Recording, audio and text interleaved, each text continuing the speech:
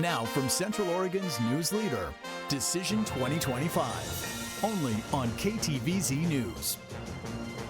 New tonight at 6, votes are tallied and results are in.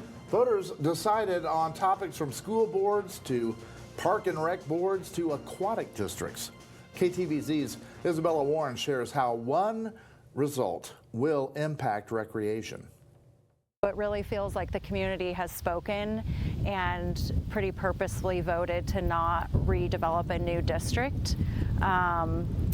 And so I think that's where a lot of the disappointment comes in. Voters in Jefferson County have decided to not pass a permanent levy that would fund the Madras Aquatic Center. We're going to, like I said, focus on water safety and supporting the swim teams, because that was the origination of this aquatic center, was to focus on those things. And now that the voters have spoken, we're going to try and revert back to what they clearly want. The center has struggled with a lack of funding for years, setting back upgrades to pool equipment and the expansion of recreational hours.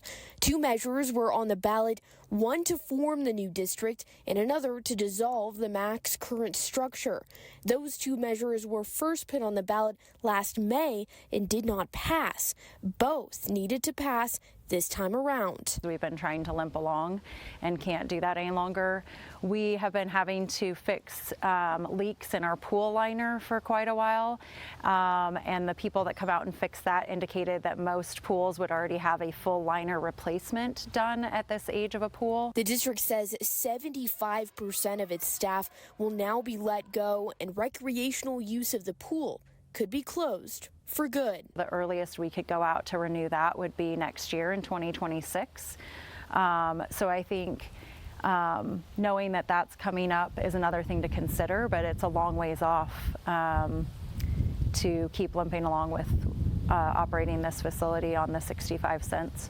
The district will be holding a budget meeting next week to discuss future plans as money now shrinks even more after the election. In Madras, Isabella Warren, KTVZ News.